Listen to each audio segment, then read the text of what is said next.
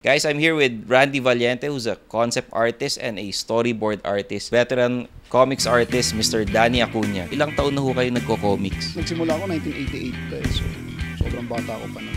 53 years.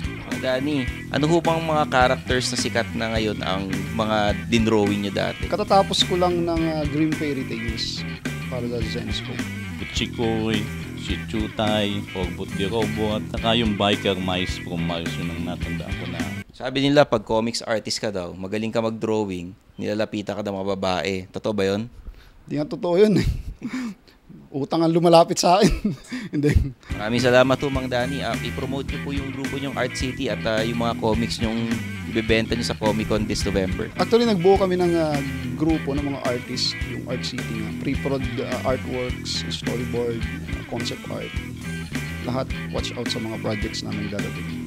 Pwede ho bang mag-drawing kayo ng isang character para sa akin? Dahil may gusto akong i-design na character, baka pwede nyo matulungan. Oh, yun. Kayang-kaya. Basta ikaw.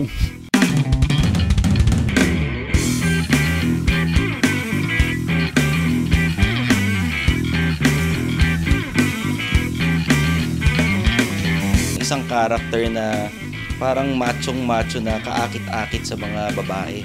Kailangan talaga malaki katawan, meron ng six-pack.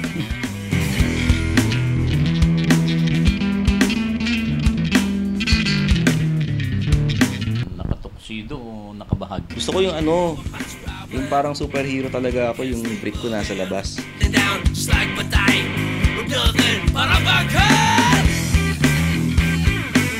Pag sinapelikula to, parang sila Richard Gomez ang gaganap. Bakit? Magkamukha nga tayo nun eh, no? Oh, si Suplado. Huwag mo kalimutan yung brief sa labas, yan.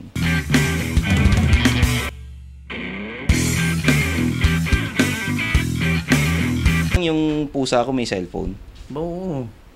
Ipa-final mo pa yan eh. Ipa-final mo yan.